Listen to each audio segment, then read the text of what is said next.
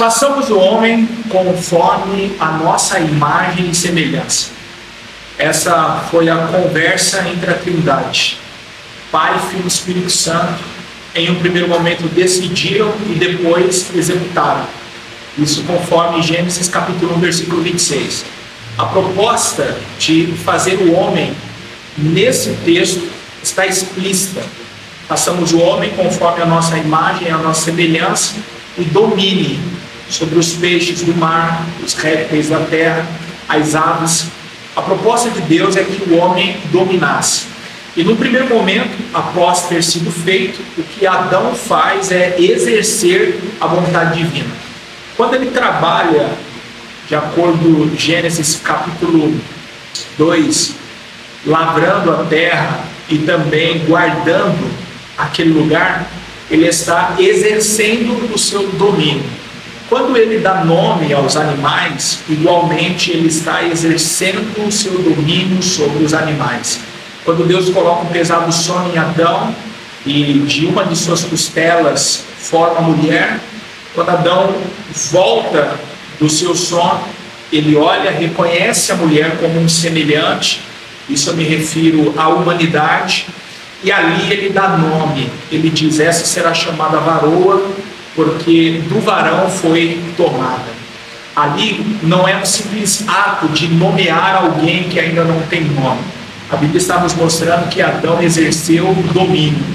Mas no capítulo 3 nós vimos uma realidade totalmente adversa, porque a mulher oferece para Adão o fruto e ele não exerce o seu poder.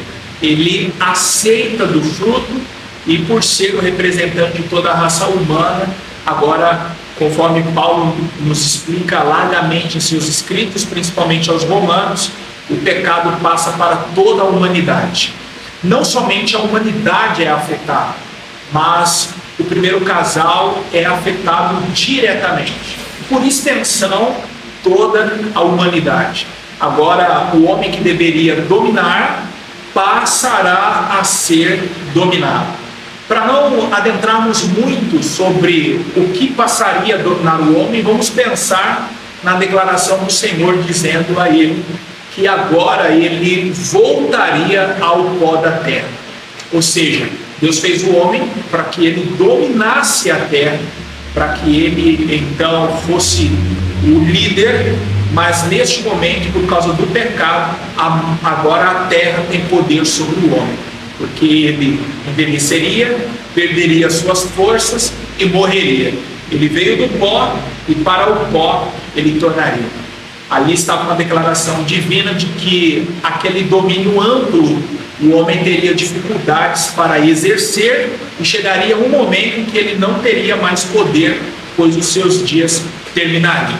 É exatamente sobre isso que nós vamos falar na aula de hoje, que tem por tema o corpo e as consequências do pecado. Chegamos à lição de número 3, eu sou o pastor Lucas Gomes e você está aqui no MPcast, a mentoria para professores. Essa é uma aula voltada aos professores dos adultos, mas obviamente se você for aluno está no lugar certo, já vou explicar o porquê. E ainda que você não frequente a escola bíblica dominical em sua igreja, quem sabe nunca tenha ido, você também está no ambiente certo, porque aqui nós vamos falar da palavra de Deus, focado hoje no texto dos primeiros capítulos do Gênesis. Então, por favor, para você não perder mais nada que acontecer aqui, se inscreve nesse canal, ativa o sininho, porque todas as vezes que uma conversa, um conteúdo subir aqui, você será notificado. Também você terá a oportunidade de acompanhar tudo.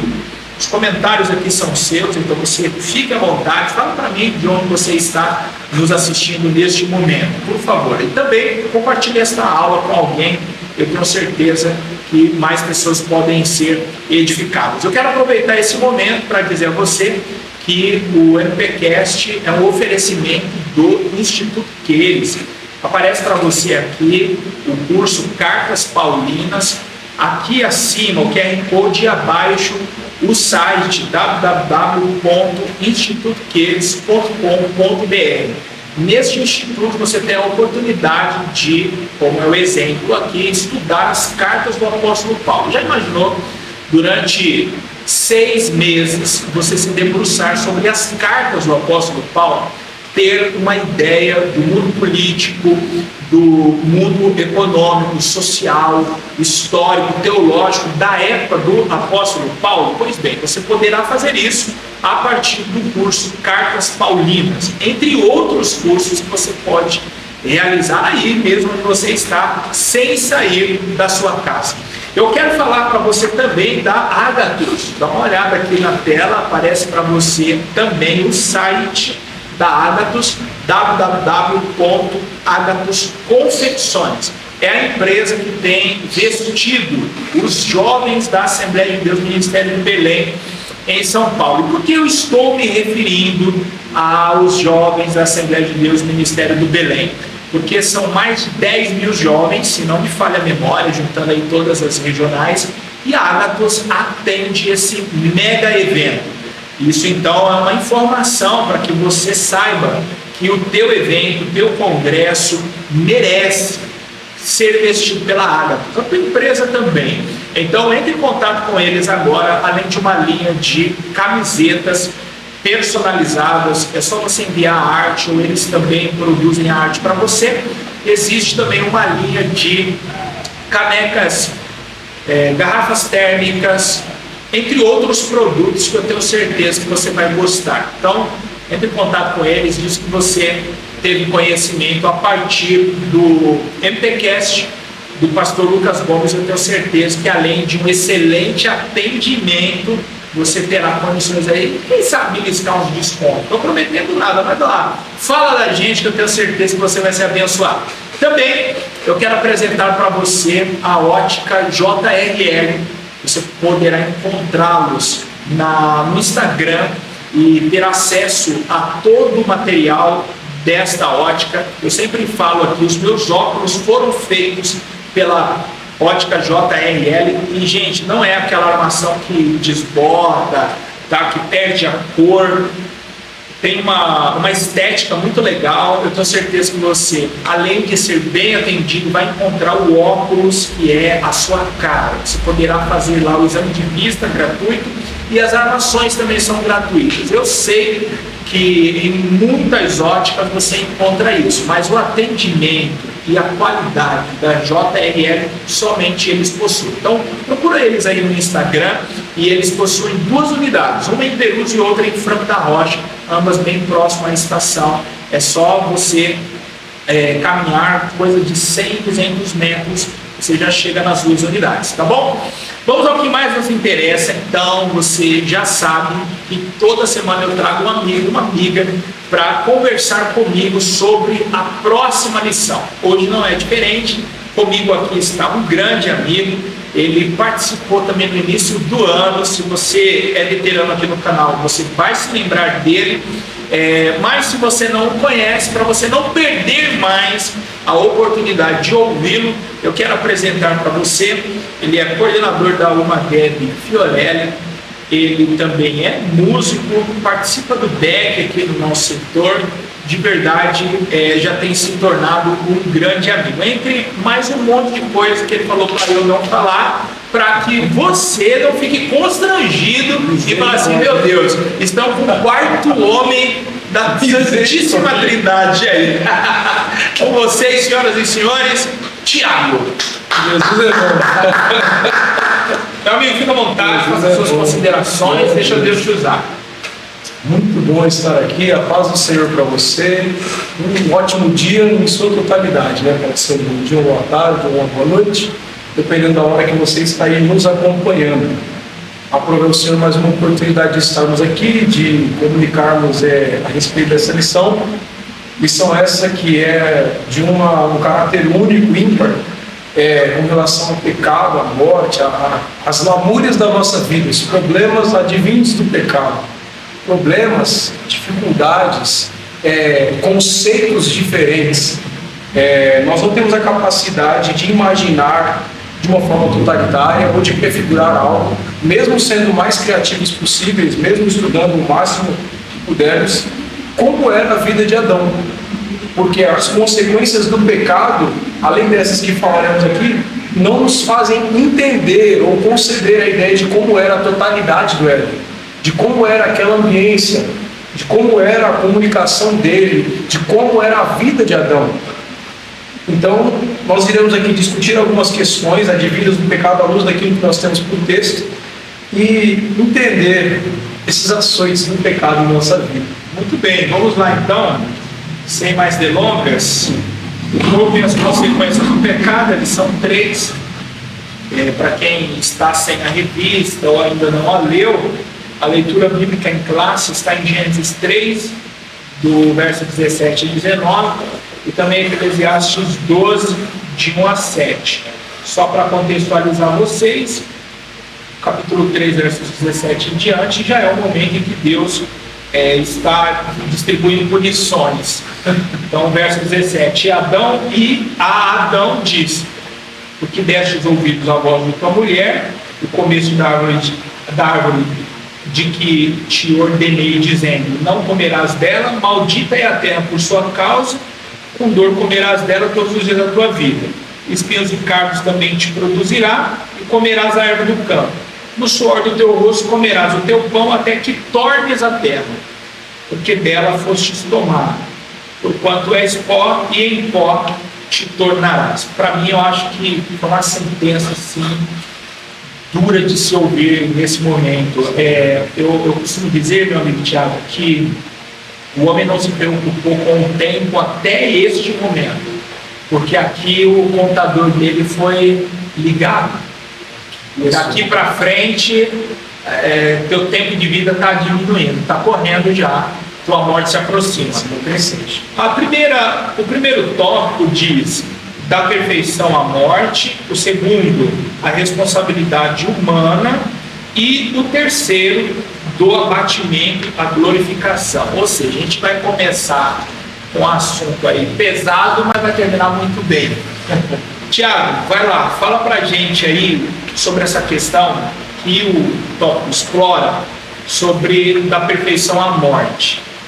Eu começo com uma questão e aí você dá sequência dentro do tópico. Como que a gente pode entender essa perfeição de Adão? Quer dizer que ele foi criado um ser que não pecaria, ou como que a gente pode entender essa perfeição? Porque alguns podem pensar que perfeição é alguém que sem possibilidades de pecar. Como que a gente entende essa perfeição? Primeiro, eu acho importante a gente pontuar a questão do conhecimento do bem e do mal, que às vezes é um conceito tanto quanto obscuro. Muitas pessoas às vezes acham ou pensam que Adão ele é ingênuo, né? Que ele não sabia, ele não concebia, não tinha essa ponderação. Mas a gente percebe nos diálogos que Deus tem com Jó que existia uma totalidade soberana na criação. Existia algo, um ambiente, uma esfera, e o próprio texto nos dá essa base para dizer que Adão ele era perfeito como semelhança de Cristo, como semelhança do Pai. Então, existia um espectro que ele vivia, né, uma esfera que ele vivia totalmente diferente. Ele estava além do pecado, além das questões mortais, além das questões terrenas. Então, e a gente, hoje em dia, a gente percebe essa questão e às vezes a gente tem uma certa dificuldade até mesmo para conceber, porque eu gosto de dizer isso, que existe aqueles que sobrevivem, né? Aqueles que vivem e aqueles que existem. Se nós olharmos os textos de Daniel, nós sabemos que são os 4 seres viventes que estão ali, eles são criados para contemplar a glória de Deus. Eles olham para a glória de Deus e se prostram. Ezequiel, quando ele tem a visão do trono móvel de Deus, a Bíblia fala que ele, ao contemplar a glória de Deus, a majestade de Deus, ele cai com o rosto em terra. E ele não consegue se levantar, ele não pode ficar de pé diante da glória de Deus. Esses contextos, às vezes, em nossa sociedade, às vezes em nossa vida, eles estão muito obscuros. Porque o cristão, muitas das vezes, ele procura uma sobrevivência. Ele não quer viver. E o próprio Cristo falou: eu vim para que vocês tenham vida e tenham em abundância. Olha o que é essa vida. Então, se o pecado ele corrompeu essa vida, só que Cristo promove uma nova vida. Como nós entendemos essas questões? Isso está muito atrelado sobre o que o tópico aborda com relação à perfeição de fato. Porque hoje em dia a sobrevivência é algo natural. A gente estou aqui para sobreviver mesmo. Sim. Eu trabalho para comer e é aquilo que eu consigo fazer e infelizmente não dá e eu quero alcançar alguma coisa, mas às vezes eu não tenho força, não tenho disposição. E aí começam a entrar os problemas. Porque as questões do pecado, elas circundam também as questões de dores, sofrimento, né? E as dores, atualmente nós falamos de dores num contexto muito amplo, né? Dores físicas, dores mentais, né? Muitas das vezes as dores da alma que afetam, né, o nosso espírito que está pronto, né? Muitas das vezes a gente está ali com o coração embrutecido, chateado, triste, e a gente não consegue. Essas questões são oriundas da perfeição que nós perdemos, da comunhão que nós perdemos. Em Cristo nós somos de fato inteiros. Claro que teremos um corpo glorificado que será muito maior do que o que estamos tratando aqui, mas nós entendemos que as consequências do pecado, elas, de fato, elas prevaricaram a nossa vida. Elas fizeram com que nossa vida fosse muito prejudicada e às vezes as questões de sobrevivência são mais cômodas para nós. Hoje nós morremos de uma infecção, porque o nosso corpo ele se adapta a doenças. As doenças cancerígenas, por exemplo, são doenças que já são pré-existentes, são problemas que o corpo aprende a lidar com eles. E aí Paulo ele faz um adendo muito criterioso em Romanos 12, ele fala para que nós não nos conformemos, porque hoje as questões do pecado elas alteram até mesmo esses pontos. Porque hoje não é só a zona de conforto. Muita gente fala, sai da zona de conforto. E isso tem a ver com as dores e com a vida. Sai da zona de conforto. Mas existe uma zona chamada de conformidade, que eu gosto de dizer. Porque eu sei que, por exemplo, beber da Coca-Cola é errado. Eu sei que o refrigerante faz mal. Só que eu bebo mesmo assim. Então não é que eu estou confortável com aquilo, porque toda vez que eu bebo, eu falo, meu Deus, eu não posso beber isso mais, isso me faz mal, isso tem muito açúcar. Só que ao mesmo tempo eu continuo bebendo, porque minha moralidade não está pautada no que é certo e errado, ensino que eu gosto. E o segundo contexto é que eu estou conformado com aquilo. Olha, eu sei que fazer atividade física é muito necessário e preciso, só que eu não consigo, eu não tenho ânimo, não tem ninguém para ir comigo. Então eu não faço aquilo, eu fico conformado, eu não estou confortável, mas eu estou conformado. E essa zona de conformidade, ela é oriunda do pecado.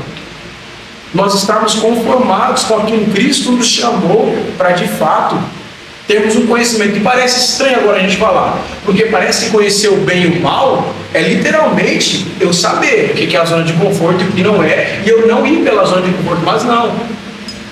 Na verdade, o conhecer bem o mal é de fato a gente querer, não querer depender de Deus, não querer de fato viver sobre aquilo que Cristo estabelece. Paulo ele faz o adendo de que não vive mais eu, mas Cristo vive em mim, Gálatas capítulo 2, versículo 20, e ele ali faz um texto, ele faz uma menção de que Cristo vive no meu lugar. Que é muito fácil a gente falar aqui, Cristo morreu na cruz, né? Mas falar para que Cristo viva em nosso lugar já é um contexto mais difícil.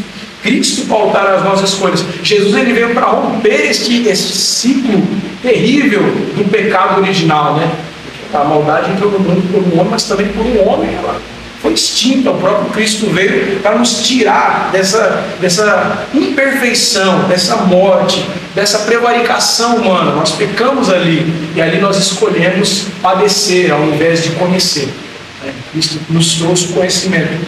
Então, essa certificação divina, de fato, Cristo nos criar perfeito, é isso, Cristo nos criar na totalidade, e nós escolhemos sobreviver, nós escolhemos existir, e nós não escolhemos viver.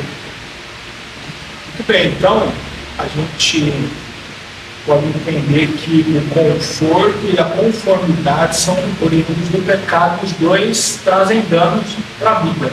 É isso. E também,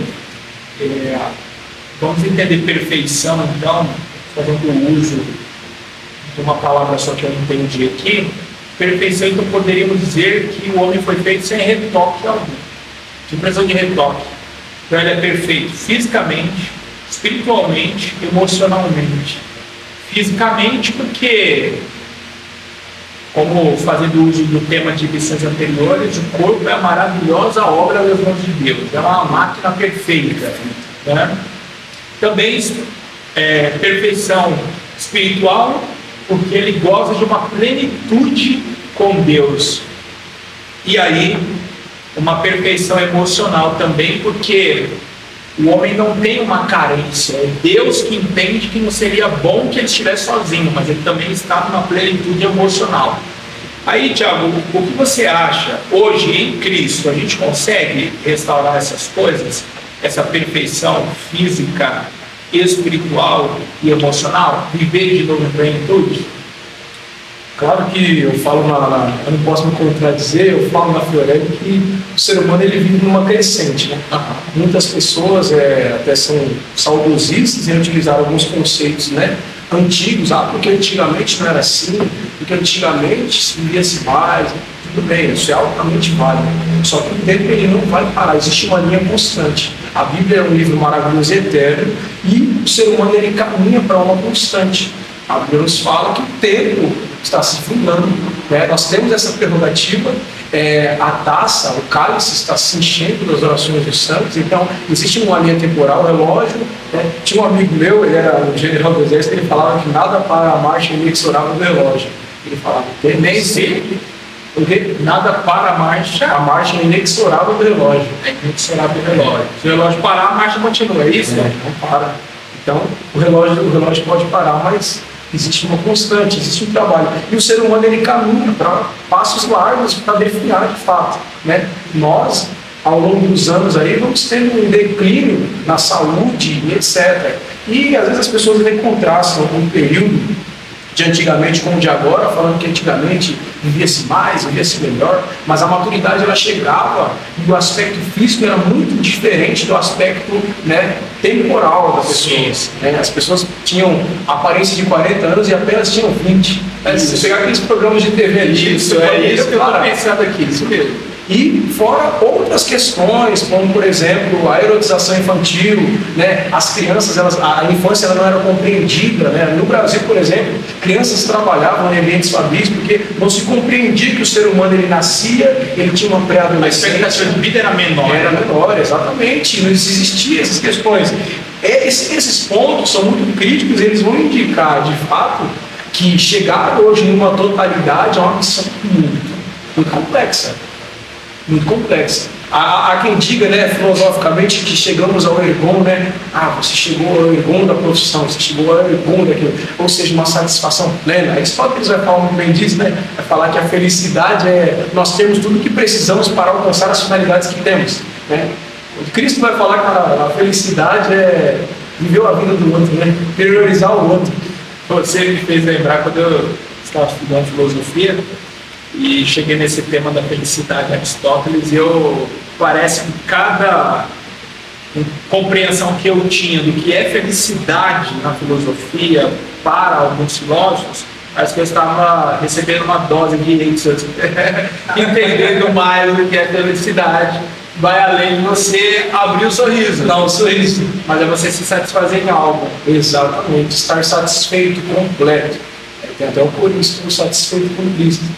E esses contextos, eu costumo dizer lá na empresa, até mesmo quando a gente discute sobre algumas questões de bem-estar físico, porque hoje a gente vê muitas campanhas, Setembro Amarelo, Novembro Azul, mas ninguém fala do Janeiro Branco, porque saúde mental ninguém tem mais. Né? Ninguém fala na empresa, olha, o Janeiro Branco, vocês sabiam que existia Janeiro Branco?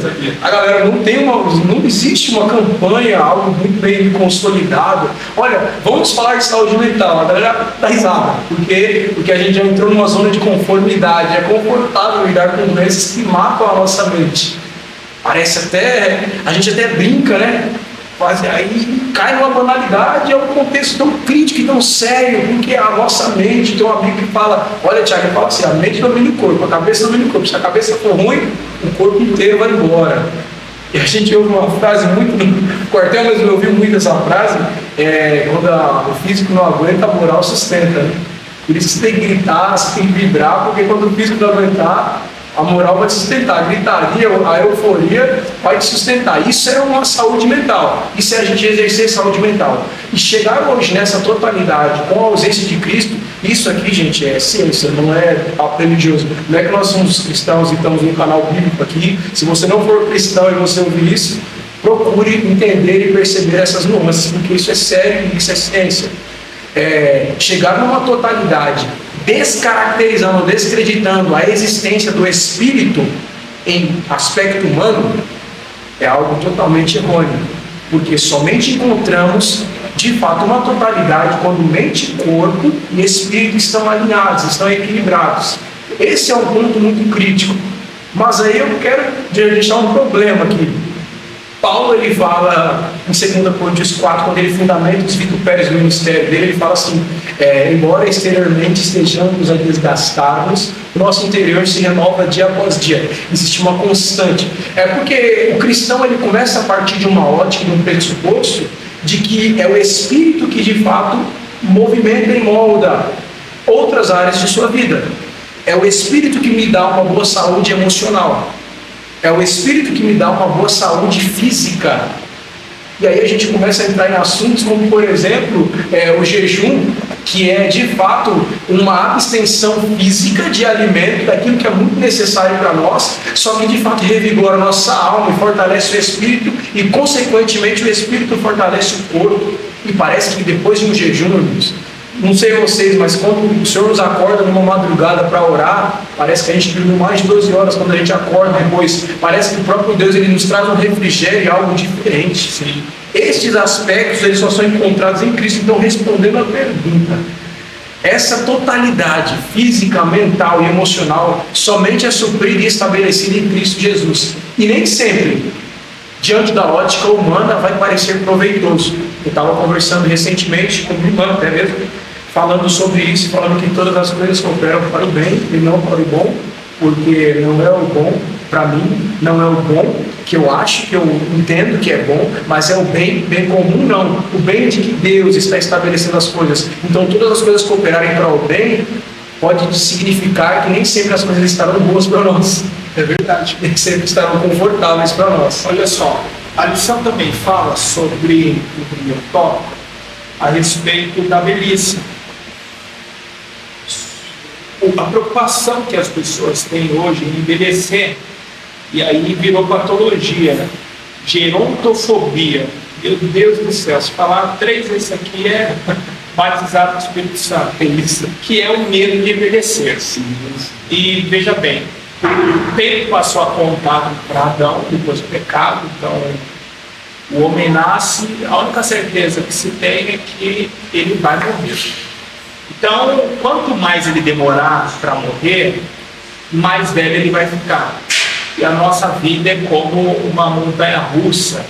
A gente nasce e a gente vai subindo no vigor da juventude. E aí, quando você chega em determinada idade, quem sabe talvez ali a meia idade, você já começa a pegar essa curva.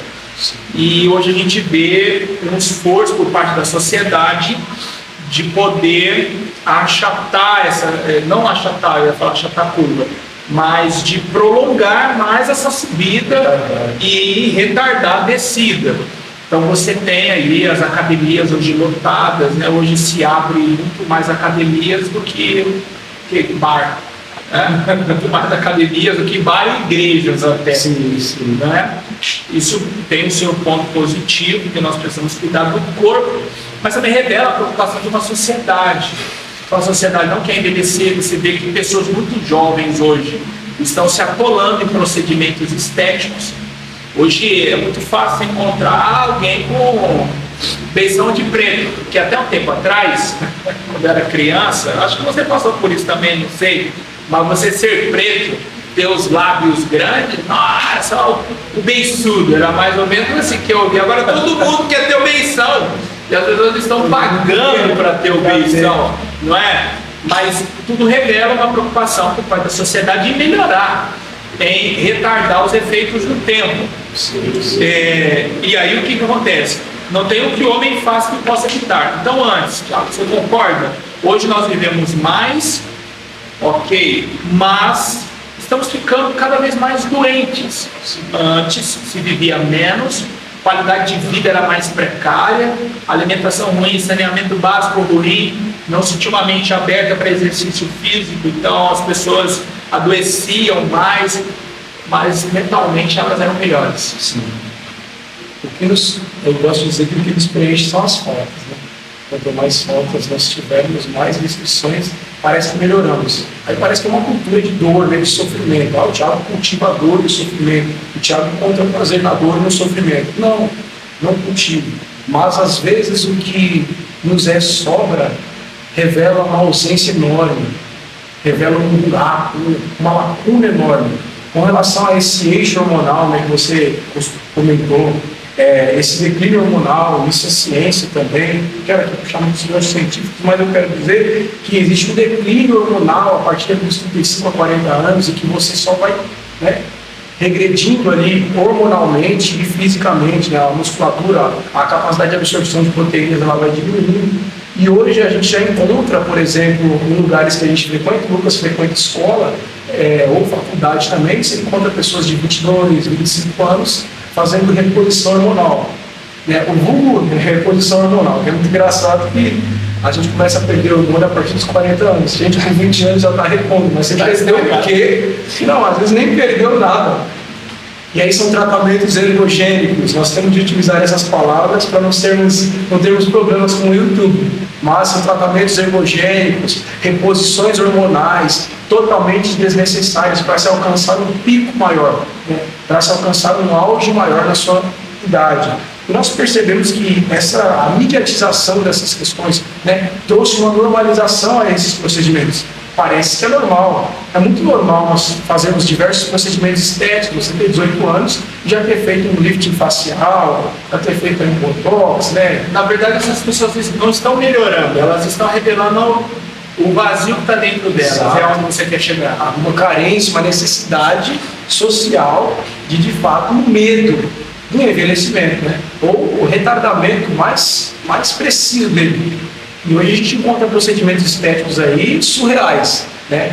Acho que as únicas correções que não puderam ser feitas ainda são... Vamos colocar na balança. Será que o que pesou mais para Adão? Porque tudo isso aqui é consequência do pecado. O que será que pesou mais para Adão? Eu vou morrer, eu vou envelhecer, ou a minha comunhão foi quebrada? Então, assim, as duas coisas são importantes. Eu vou morrer, mas minha comunhão foi quebrada. Eu vou envelhecer, estou ficando distante de Deus cada vez mais. Então, talvez o melhor caminho para o ser humano é preocupar-se, sim, com a sua estética, com o seu físico, com as suas emoções, mas igualmente também preencher esse vazio com Deus. Então, nós temos hoje cada vez mais as academias cheias, as clínicas estéticas cheias e as igrejas ficando vazias. Né? A gente vai dar sequência no segundo tópico, a responsabilidade humana. Falaremos sobre o corpo e o livre-arbítrio, a potencialização do sofrimento, e é isso. A gente encerra o segundo tópico. A gente já volta, questão de 1 minuto, você vai ficar aí com os nossos parceiros e a gente já retoma aqui na nossa conversa. Deixa o seu like, curte, se inscreve, compartilha a aula aí para ajudar a gente. Enquanto aula demais, cada vez mais Adultos. Ótimo. Aula 3. Então, 30 minutos, 30 e pouquinhos, na verdade.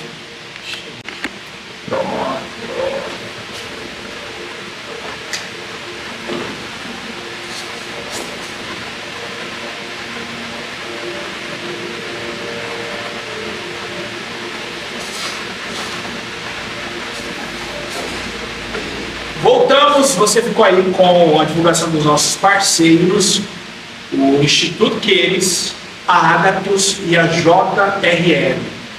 Você viu aí algumas promoções, acesse aí agora, por favor, o site, que o code aparece aqui para você, www.institutoqueires.com.br. Eu fiquei sabendo que agora, em novembro, eles vão começar o curso Cartas Paulinas e também Interpretação Bíblica. Então, se você é de São Paulo, mais precisamente da Zona Norte, para ser mais preciso ainda, se você está pertinho de Perus, o Instituto Queires fica ao lado da estação da CPTM, 250 metros, caso você queira chegar de trem, tá bom? Então, agora, em novembro, começa a turma Cartas Paulinas e também interpretação bíblica. Acesse o site aí e tenha mais informações. A Agathos, você já sabe, é a empresa que tem vestido muito crente por aí, camisas de qualidade. Como eu sempre digo aqui, o teu congresso, a tua empresa, o teu evento merecem ser vestidos pela Agathos. Eu acho que o ideal é você fazer o quê? Encomenda a sua camiseta, a sua garrafinha e a sua necessaire com a Agathos, passa na JRL, pega as suas armações de óculos e vai para o instituto que eles estudaram. Acho que é o melhor cenário, né? Com certeza, completa tudo. Tá bom? Acesse aí www.agathosconfecções.com.br e no Instagram @OtcarJRL. Tiago, a gente volta aqui agora para falar sobre a responsabilidade humana, o corpo e o livre-arbítrio. E aí? A questão é, a lição aqui, o comentarista, ele entende que depois do pecado o homem permaneceu com livre-arbítrio. Isso é até uma discussão, porque Martinho Lutero, por exemplo, ele acreditava que nós éramos escravos das nossas vontades. Então, o homem não tem livre-arbítrio. Então, é uma discussão terrível. A declaração de fé das Assembleias de Deus caminha por esse mesmo entendimento. Obviamente, a revista é da CPAD, da convenção, então também não iria destoar. Mas eu quero saber você acredita também que após o pecado o homem permanece com livre-arbítrio? No entanto, pegando aqui o raciocínio do comentarista e também da declaração de fé, o homem permanece com livre-arbítrio, mas com a glória de Deus, que é a imagem de Deus ofuscada, ou ele perde essa imagem e semelhança e com isso também o seu livre-arbítrio? O que você tem para nos falar sobre isso? Antes de tudo, você fez a citação que eu gosto bastante, é a linha que a gente caminha muito bem, que é a glória de Deus, perder a referência da glória de Deus. Glória, num contexto, numa das traduções que nós temos, por exemplo, do Isaías 6, que é um texto categoricamente muito conhecido, glória é a cultura do reino. Em Apocalipse ele fala que nós somos sacerdócio real, nação santa, né? Que nós somos embaixadores de Cristo. Embaixador, todo mundo sabe que é alguém responsável pela cultura de outro país, né? Por exemplo, a embaixada brasileira, ela vai nos fornecer, por exemplo, em um outro país, suponhamos a Holanda, ela vai nos fornecer na Holanda a documentação necessária para que possamos exercer ali, de fato, a cidadania holandesa dentro do contexto brasileiro, né? Então, se eu precisar de um documento oficial holandês, eu vou até a embaixada brasileira na Holanda para que eu possa receber essa documentação. Essa palavra, sois embaixadores de Cristo, é um destravar muito grande, porque quando nós compreendemos que nós somos responsáveis pela cultura de Deus na Terra, nossa mentalidade precisa ser notoriamente outra. O contexto de livre-arbítrio aqui cabe muito bem nesse conceito de entender que o livre-arbítrio não foi, como muitas pessoas até gostam de colocar, como aquilo que Deus nos deu. Cada um tem o seu livre-arbítrio. É discutido e é mencionado como se fosse algo triunfalístico, como se fosse algo bom, mas um prêmio assim, uma concessão do tipo, é com você agora. Eu gosto de dizer na empresa, eu falo isso muito lá. O pessoal fala, meu corpo, minhas regras. E aí Deus fala, tá bom, meu universo, minhas regras. Porque Ele é dono de todas as coisas. E entender este conceito de livre-arbítrio é um contexto muito complicado, porque o livre-arbítrio não é algo bom para nós. Quer nós tenhamos, quer nós entendamos que temos ou não, não é algo bom, não é algo não sabemos fazer uso da nossa liberdade. Exatamente, nós não estamos preparados para isso. Porque nossa mentalidade foi corrompida pelo pecado. Então, teoricamente, não existe um livre-arbítrio, existe uma inclinação para o pecado e existe uma balança agora que ela pode pender ou não para os lados do bem. Cristo, né, filho e nascido aí do Espírito, né, a gente sabe que o homem ele foi formado, a nossa missão ela nos dá resposta para falar sobre a formação do homem, o sopro do Espírito, né, que nos trouxe a vida, mas Cristo ele foi gerado por próprio Deus, né? O Filho unigênito, de unigênese, né, de unicamente gerado, né? Cristo ele não nasceu com a matriz pecaminosa, eu gosto de dizer, isso é uma discussão muito grande, porque Cristo ele não nasceu numa concepção normal para que ele não tivesse sido fruto de uma matriz pecaminosa, por isso ele nasce do Espírito, por isso o próprio Deus gera Jesus, unigênito de unigerado. Então essa questão de que Deus de que o próprio Cristo foi gerado é para que a matriz pecaminosa, ou seja, as inclinações para o pecado não o subjugassem, não estivessem sobre ele, e então gozar, entender de livre-arbítrio já é um problema para a raça humana e algo que foi oriundo aí do próprio pecado original, porque está contido em Gênesis aí, o próprio texto, capítulo 3, versículo 22, capítulo 6, né? A gente sabe que os textos eles vão corroborando e fazendo com que essa compreensão seja melhor. Então, quando você pensar em livre-arbítrio, não se esqueça, não estão nas cartas de Paulo falando sobre a liberdade de Cristo. Está no Gênesis falando sobre o pecado original. Entender que o livre-arbítrio é citado diante do cenário de pecado original é entender que o grande Jonas, nosso amigo, tinha um bom livre-arbítrio, né? Ele não quis ir para a terra pregar e ele foi de Uber, de um outro jeito. Eu gosto de entender esse livre-arbítrio de qual maneira? Porque a questão que algumas pessoas levantam é a seguinte: quem está no mundo tem liberdade para não pecar sem Cristo? Então, se ele não pode fazer outra coisa senão pecar, então ele não tem livre-arbítrio. Aí por isso que alguns acreditam, então, que só em Cristo você tem livre-arbítrio. Sem Cristo você não tem. Mas a gente precisa entender o seguinte: no capítulo imediato ao 3, então, quanto tempo depois da queda a gente não sabe, mas o próximo evento importante na linha cronológica da redenção humana é o episódio em que Caim tira a vida de Abel. O que Deus diz para ele? Olha, o pecado está te rondando, ele está à porta. Agora, convém você dominá-lo. Opa! Então, quer dizer que o Caim teve escolha. Então, ele logo tinha livre-arbítrio. Então, de que maneira que eu gosto, que eu entendo livre-arbítrio biblicamente? O homem peca, ele, então, se torna escravo do pecado. Pedro diz que de quem alguém é vencido do tal se faz servo. Ele se torna escravo, mas o direito de querer permanece no homem. Então, você quer ser livre? Essa é a pergunta que eu poderia dizer que o Espírito Santo faz diante da mensagem do Evangelho. Quer ser livre? Quero. Aí o Espírito Santo age na libertação. Quer ser livre? Não quero. O Espírito Santo não age na libertação. Então, o livre-arbítrio é o direito, mas isso não quer dizer que, neste momento, diante do pecado, o homem tem total liberdade para decidir: sairei daqui. Então, ele não tem forças para isso. Então, ele está preso, ele não tem condições, mas a vontade dele permanece. Então, quer sair? Quer. O Espírito Santo age. E aí, veja, quando nós nos encontramos com Cristo, permanecemos com o livre-arbítrio? Sim.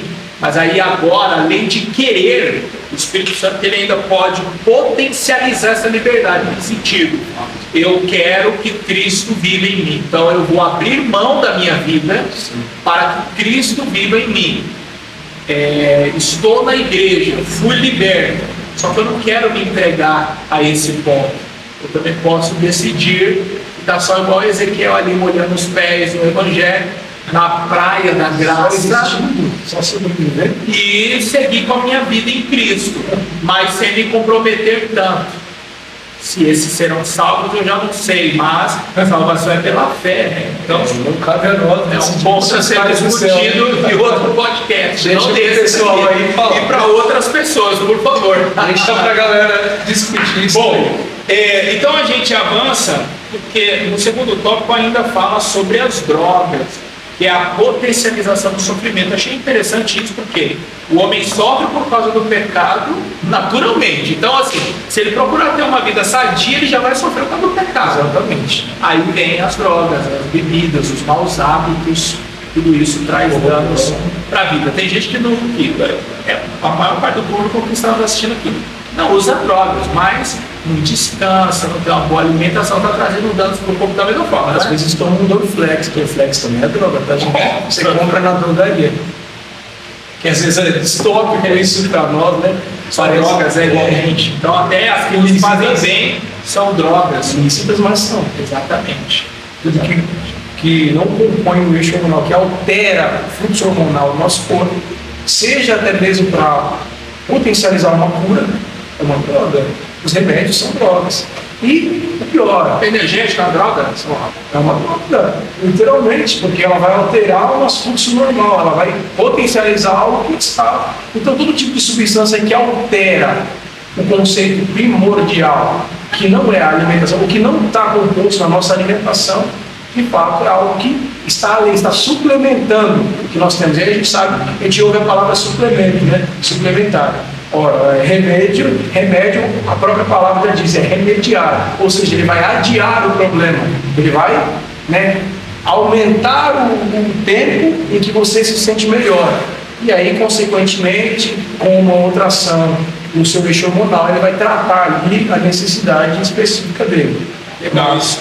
Legal porque assim, claro que a lição não está caminhando para esse ponto, está falando de drogas mesmo, ilícitas, Exatamente, para a gente poder entender como o homem tem se deteriorado. Mas assim, professor, a gente precisa trazer esse tópico para a nossa realidade. E eu acredito que no próximo domingo, na maior parte das igrejas, na maior parte das salas, não terá pessoas que usam drogas.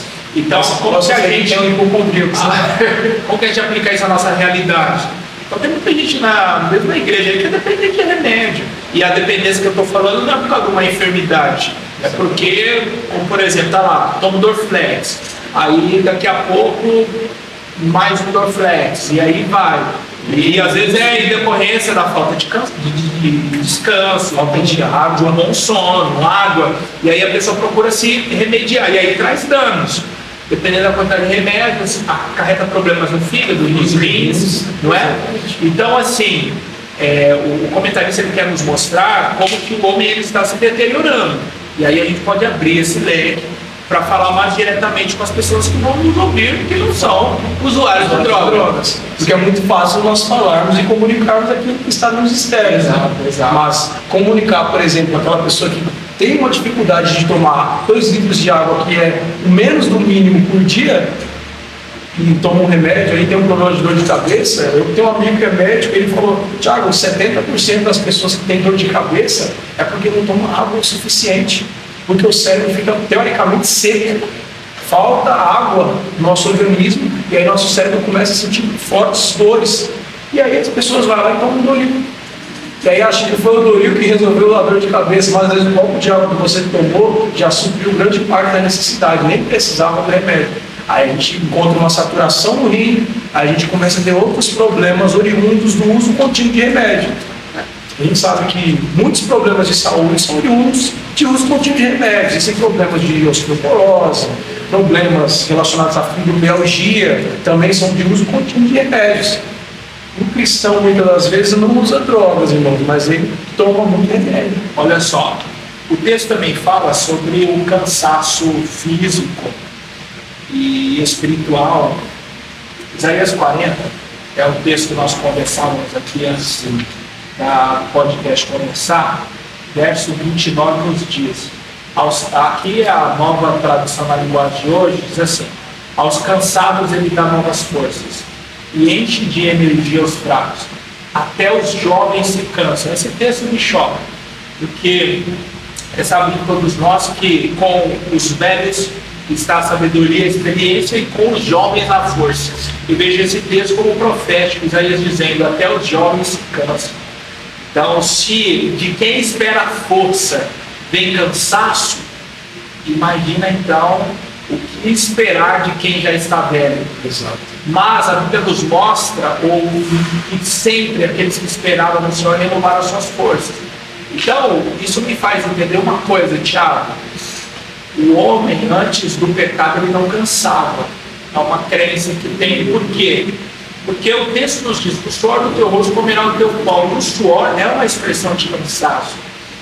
Em Ezequiel, se não me memória, no capítulo 44, mas em Ezequiel fala sobre as vestes de sacerdote, que não deveria ser de algodão, mas sim de linho.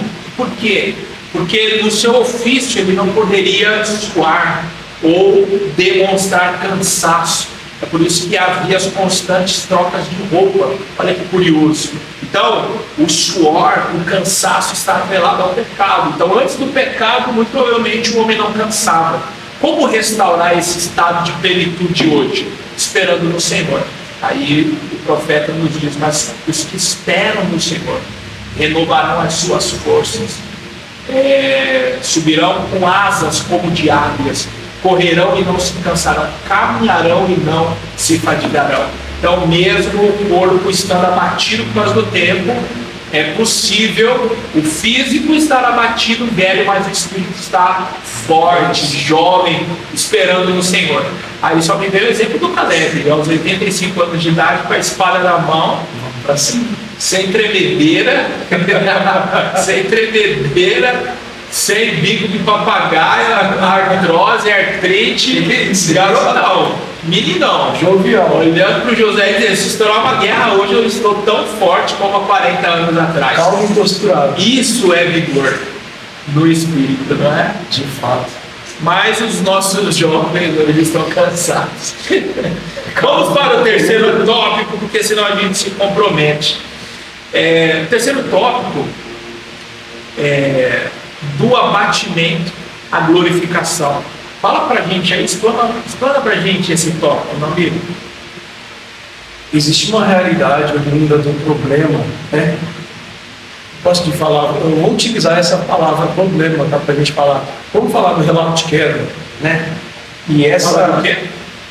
Do ponto do problema, relato de queda, né? Porque eu acho que falar problema é meio complicado, mas as consequências do pecado, o pecado original, né? O relato de queda, ele nos trouxe essa necessidade, nos trouxe também essa ausência. Parece-me que o corpo humano perdeu um fator peculiar, e de fato sim, né? Porque nós trocamos, como Adão, nós trocamos a comunhão com o Espírito na viração dos dias, por uma comunhão com o nosso próprio corpo, por uma comunhão com a nossa própria mente, né? Por uma comunhão com a nossa própria vida, nossa própria realidade, porque para nós, como Adão, ficou mais importante, mais peculiar nós olharmos para o corpo humano, para a nossa necessidade e capacidade física, ao invés de olharmos para Cristo. Esse é um dos problemas do relato de queda. E com o pecado, essas doenças começaram a fazer parte, como diz aqui, elas começaram a fazer parte do nosso dia a dia. Os problemas, sejam eles genéticos, sejam eles oriundos de doenças mentais, porque nós temos hoje relatos, Lucas, de doenças físicas que foram contraídas por conta de problemas que foram estabelecidos mentalmente. Hoje, uma pessoa que está com problemas emocionais, ela deixa de se alimentar, e aí pode acontecer de ela gerar e construir ali uma gastrite. E aí é um problema físico que ele veio de um âmbito espiritual, de um âmbito, né, mental, e ele trouxe um problema físico para o corpo. Estes problemas, eles passaram a fazer parte. Por isso eu torno a dizer aqui, a comunhão com o Espírito. O que você trouxe aqui anteriormente, de esperar no Senhor, de ser renovado, de sua força e o seu vigor ser renovado em Cristo, está ligeiramente atrelado à realidade das enfermidades que nós tratamos hoje. O nosso corpo humano aprendeu a lidar. Como o próprio texto foi dito aqui, do suor do seu rosto comerás. Então nós começamos a perceber, enquanto seres humanos, que o esforço vai nos trazer resultados. Só que o esforço, na sua medida, ou na sua falta de medida, desordenado ou de forma sem moderação, ele trouxe consequências ao ser humano. Ele trouxe, por exemplo, um problema na nossa coluna, suponhamos, um exemplo simples, que pode ser trazido geracionalmente. Então a gente contrai, por exemplo, um problema de coluna, uma escoliose ou um problema ósseo, e esse problema ele pode ser uma herança genética futuramente. Olha como é crítico esse problema. Imagine que o seu antepassado, Lucas, teve um problema de bursite. E você agora, com esforço repetitivo, nasceu já com uma matriz, você já nasce geneticamente modificado. Nós temos estudos de, por exemplo, pais que utilizaram entorpecentes ao longo da vida e os filhos nasceram com uma predisposição ou com uma alteração genética para ter estes problemas. além do consumo, além de serem inclinados ao uso de drogas, eles também podem ser inclinados a problemas oriundos das drogas. É como se você não tivesse, de fato, ingerindo, mas você estivesse relatos, se tivesse reflexos daquela ingestão. E aí a gente entra em xeque, a gente cita até um texto aqui e problematiza essa questão, que o filho não leva a maldade do pai. O próprio Jesus falou sobre isso. Exatamente. E agora a gente tem problemas oriundos de uma forma genética que vieram por consequência do pecado. Irmãos, o que nós temos que trazer aqui é que o pecado, ele nos atrasa e ele nos dificulta, ele nos problematiza. O pecado original atrasa, de fato, ele nos prejudica, não no contexto futuro, porque se você pecar você vai receber. A consequência do pecado, ela é ligeira e atual. O fruto, o pagamento nunca atrasa. A gente vai receber esse problema e nós já recebemos essa realidade. O próprio Timóteo que começa a dar a lição. Ele fala que precisa tomar um pouco de vinho para que você possa equilibrar a sua flora intestinal. Ora, Jesus fez um corpo, ou o próprio Deus criou um corpo desequilibrado? Não. Nosso corpo é alcalino e ácido. A gente sabe que existe um equilíbrio. Se nós tivermos uma acidez elevada, tem gente que tem aquele ácido úrico, que sofre um inchaço nas articulações. Outras pessoas também têm outros problemas de um ressecamento na pele, nos cotovelos, geralmente nas articulações, que são problemas oriundos do desequilíbrio, ácido e alcalino do nosso corpo. Então Timóteo vai lá e fala: toma um pouquinho de vinho para que você consiga equilibrar, porque o vinho, a fermentação do metano liberado pela uva faz com que você consiga equilibrar quimicamente o seu corpo. Veja os desequilíbrios na época do Antigo Testamento. Naquela época já estava ruim. Eu não queria falar assim, mas resumiu bem. Olha, eu vejo esse terceiro tópico como algo que o professor precisa ter claro na mente, para também trazer a parte teológica para o aluno. O pecado, ele afetou o homem em todas as esferas, não só na horizontal, o homem e homem. Paulo fala muito isso aos Efésios, capítulo 2, que Cristo, ele rompe as barreiras, nos fazendo um único povo. Agora não tem mais judeu, gentil, todos um único povo. O pecado afetou também no âmbito relacional com Deus, no âmbito vertical, trouxe problemas. E os problemas para o próprio homem, que é a velhice, que é o sofrimento com o tempo e, no final de tudo isso, a morte. Então, a restauração do homem, ela também se dá em etapas. Então, ela primeiro acontece na cruz do Calvário. Ali nós temos o processo chamado de salvação, e ele começa com a justificação do homem, com o perdão dos nossos pecados e a nossa santificação. E ele vai terminar no que traz como título do terceiro tópico, que é a glorificação. Então é o momento em que este corpo, como Paulo diz aqui, em dois momentos, eu deixei aqui marcadinho, Filipenses 3, Filipenses 3:21. Filipenses 3:21, ele diz assim: e ele transformará o nosso corpo fraco e mortal, na revista, na Almeida Revista Corrigida, diz corpo abatido. Mas a nova tradução da linguagem de hoje, ele transformará o nosso corpo fraco e mortal e fará com que fique igual ao seu próprio corpo, glorioso, usando para isso o mesmo poder que ele tem para dominar todas as coisas. Porque isso é impossível no campo da divindade, porque já éramos dessa maneira perfeita. O pecado trouxe danos. Então, o que é a glorificação, professor? É o momento em que Deus vai extinguir o pecado. E aí o corpo receberá a libertação total. E aí esse corpo não morre mais, esse corpo não cansa mais, esse corpo não adoece mais. Então, a glorificação é o último estágio, eu poderia dizer, que da salvação e da redenção do homem, que começou na cruz do Calvário. E aí o último texto, Tiago, que para mim é muito forte, é 1 Coríntios 15, verso 50. E aí, na tradução de hoje aqui, é até legal, porque começa assim, vou falar até baixinho, porque parece que Paulo está sussurrando nesse texto, e é assim, meus irmãos, O que eu quero dizer é isso. O que é feito de carne e de sangue não pode ter parte no reino de Deus.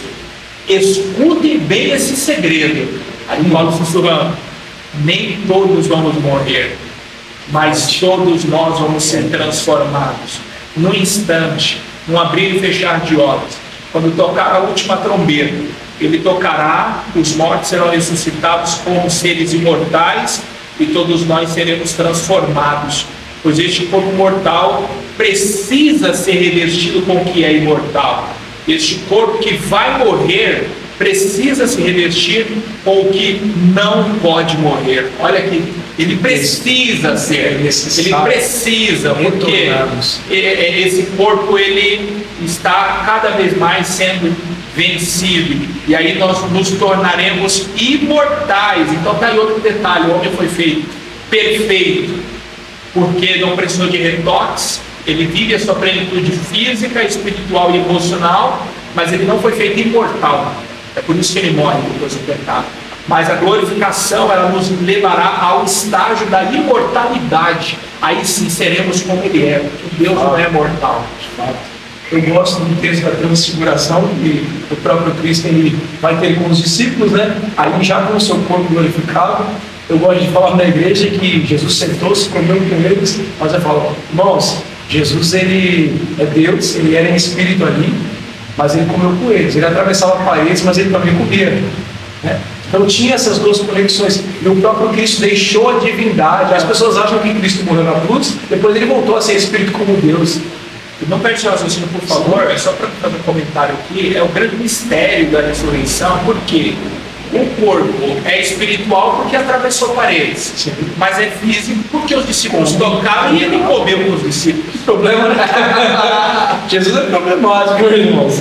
E é maravilhoso contemplar isso, porque Cristo, as pessoas, às vezes a gente até com uma visão equivocada, acha que Jesus veio na cruz do Calvário, morreu. O Pai te entrega o meu espírito, soprou, e Jesus pegou, o próprio Deus pegou o espírito de Jesus e subiu. Não, volta para cá de novo. Mas o próprio Cristo está com o corpo glorificado. Ele, olha, ele foi assunto aos céus, mas ele não vai ficar lá para sempre. Ele retornará, né, com o corpo glorificado. Dá uma glória aí, e verdadeiramente seremos como ele. Você sabe como é que dá glória no YouTube? Não. Um like. Dá uma glória a Deus. Ele ressuscitará e ele, de fato ele nos trará para com ele. E eu acho maravilhoso porque Cristo ele vem rompendo essas barreiras, essa limitação que nós poderíamos ter ao pensar isso. Porque o corpo é glorificado, ele vai comer, ele vai atravessar as paredes, né? Ele vai ali pairar. Só que também ele nos remete a essa oportunidade. Eu gosto porque o texto de Paulo aos Tessalonicenses fala que o nosso encontro será nas nuvens. E não vai ser, porque a gente, às vezes, com uma visão equivocada, quer deixar o céu muito distante, Lucas. A gente quer deixar os nomes, a gente vai subir, vai desaparecer aqui, 4,3 milissegundos, é um piscar de olhos, né? Quer ser muito científico, mas o encontro será nos ares. Imagina, Lucas, a gente se encontrar. O aspecto físico vai acontecer, mas o encontro vai ser de uma forma de como que a gente vai encontrar com ele nos ares? A gente vai subir, o que vai acontecer? Porque céu e terra vão se encontrar, né? O momento ali do ápice, a divisão vai acabar. Imagina o conceito, a gente não consegue imaginar isso porque a nossa mente está limitada pelo pecado. A limitação nela. E só conhecemos o que passou. E vemos com uma imagem turva, mas um dia nós veremos face a face. Então imagine um encontro nos ares. Imagine esse momento, esse ponto crítico agora de união, assim, o céu e terra, eles pairaram. Já é muito bom quando estamos na igreja e parece que o céu está muito mais baixo. Imagina agora a gente subir e o céu descer. O encontro nos ares. E o corpo glorificado, ele remete de fato a isso. O corpo terreno, mortal, ele sendo extinguido e agora em plenitude nós sermos como ele é. Essa é a prerrogativa do Evangelho, né? Essa é a tratativa que nós temos aqui. E a glorificação que Cristo nos remete. Irmãos, isso aí não te impulsiona a todos os dias, a pelo menos melhorar a sua mente, pelo menos melhorar a sua alimentação, pelo menos melhorar aí a sua conduta de uma forma totalitária. A gente está com um problema bem complicado. Bom, então o grande X, ou o objetivo dessa próxima missão, é nós entendermos que o pecado do primeiro Adão afetou o homem no corpo, na alma e no espírito. Mas a redenção em Cristo, o último Adão, tem o poder de restaurá-lo plenamente. Então, o pecado afetou o homem plenamente e a restauração de Cristo se dá também plenamente. Próxima lição, a gente vai continuar a falar sobre o corpo. Será de número 4 com o tema o corpo como templo do Espírito Santo. Essa daqui, senhoras e senhores, posso dizer a vocês, será uma lição forte. Vai pegar. Uma lição forte. Meu amigo Thiago, obrigado por você ter vindo hoje aqui, a segunda vez. A primeira vez foi muito boa, a segunda melhor, e quem sabe teremos a terceira. Glória a Deus, assim o Senhor. Muito obrigado por dispor do seu tempo, Deus te abençoe, continue te dando graça, que você seja a pessoa especial que é. Jesus é bom. Se alguém quiser te achar nas redes sociais, encontra ou... Misericórdia, não sou difícil com redes sociais, só falo que eu sou antigo, mas acha. Antigo, né? É Thiago Santos DS. No Instagram tem lá. Você vai numa Fiorelli que eu tô sempre lá para esse mundo. É melhor me achar, eu sou pessoalmente. Eu tô por lá, né? Pronto, muito bom. Então, obrigado mesmo. Deus abençoe você, sempre um prazer. Valeu, tamo junto. Pessoal, não esquece de se inscrever, deixar o seu like e compartilhar essa aula, que daqui pra frente só vem coisa boa. Deus abençoe, até a próxima. Bênção.